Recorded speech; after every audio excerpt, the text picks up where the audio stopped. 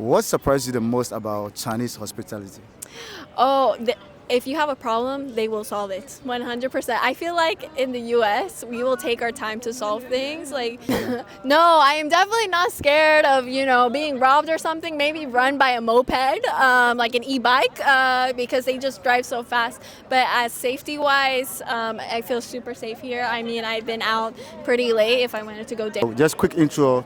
Your name, where you from, and how long you been in China? Yeah, my name is Karla Mechelle. I've been in China for 1 month and I'm from Dallas, Texas. What brought you to China in 2025? I got a job offer to teach English at an international kindergarten. Do you love your job? I do love my job. It's very rewarding because I've only been here for 1 month, but I'm surprised on the progress they've already made speaking English. So, yeah, I like it.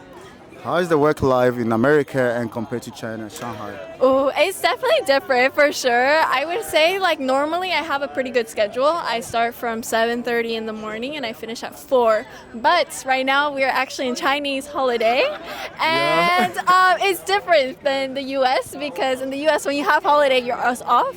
We had to make up days that we missed. So I actually worked this past Sunday before we went on holiday. Yeah. That's one thing I can still understand why you give me a holiday and I still have to make up for the holiday. That's still kind of shock for me. Yeah, that was very shocking, and I found out very last minute too, a couple days in advance. When I go on TikTok, I see a lot of Americans, like there's an exodus of American moving to China, working in China, working abroad. Why do you think like a lot of Americans are moving abroad now? Young guys moving abroad to work in Thailand, work in Korea, Japan, China. What is happening in the US? Yeah, I think right now is because there's a big movement on technology.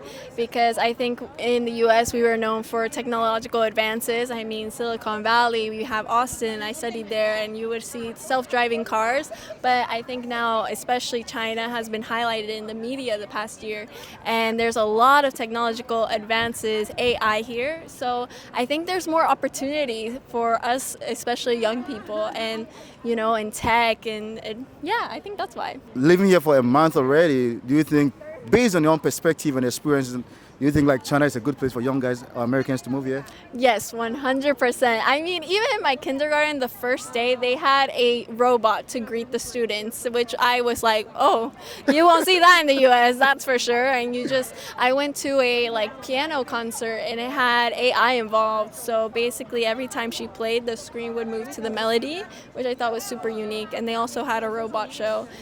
So yeah, seeing that just constantly around Shanghai and the innovation, the high energy, I think is really good for young people as well. Safety as a woman living in China, because there's always concern of safety of women around the world.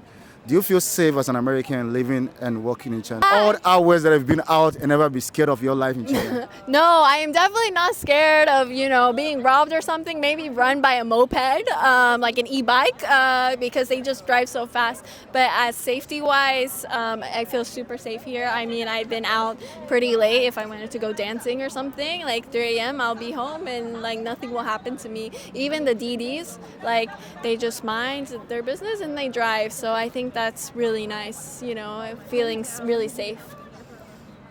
What is the worst part of living here as an American? And the worst part, translating everything. I think that is probably the worst part. Learn Chinese, please. Yeah, I think just the translation, because a lot of apps, they do include translation, but that's actually, when you get here, there's more apps than you think in China, and they're all very convenient when you speak Chinese. So, or I can screenshot something and then translate it. So yeah, I think that's the most difficult part. What surprised you the most about Chinese hospitality? Oh, if you have a problem, they will solve it. 100%. I feel like in the US, we will take our time to solve things.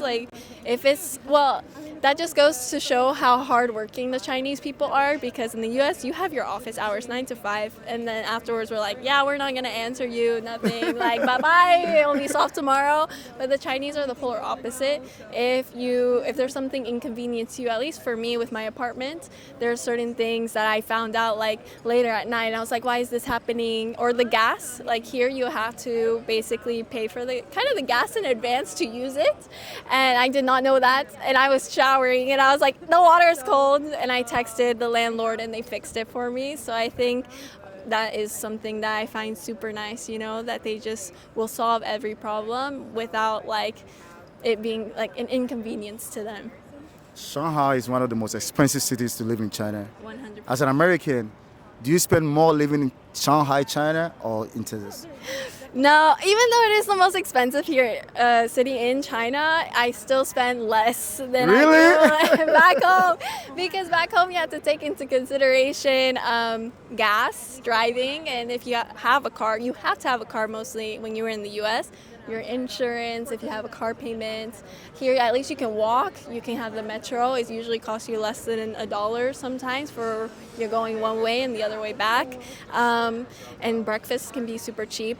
The thing is, I think if you want to live your life exactly how you lived in the U.S., I think you would spend the same because Western food here is more expensive Right? than eating Chinese food. So yeah, it really depends on your lifestyle too. If you could do a lot of shopping, it can add up as well because brands like Uniqlo, Nike, they're going to cost you the same as well.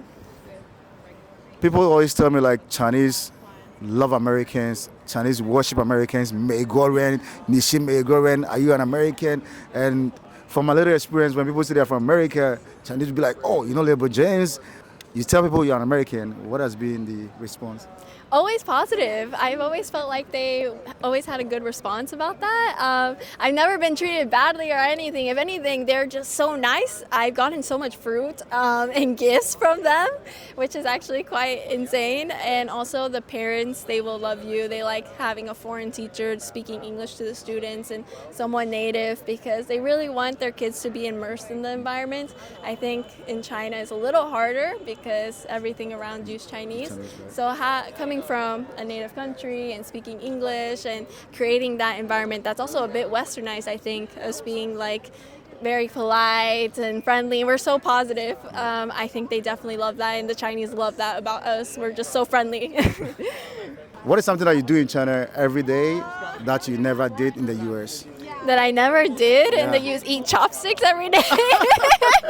I mean, I'm used to using my fork and spoon, so now I've become an expert using chopsticks. I think that's something I have to do every day here. And what is one thing that you can do in China but you can never do in the US? Something that I can do in China and never do in the US. That's a hard question. I'm trying to think, what can I not do in the US? I think the conveniency of everything. I think I can literally go downstairs to my apartment and there's like a convenience store open. I can get fresh fruit. I can get, a late night snack. In the US, it's very hard because everywhere you have to drive. So I can't just, go down and I'm like 5 minutes and I'm up back in my apartment. So I think that's one of the biggest things. All right, we're done. Thank you so much. I Yes, appreciate thank you so much. Thank you so much. You.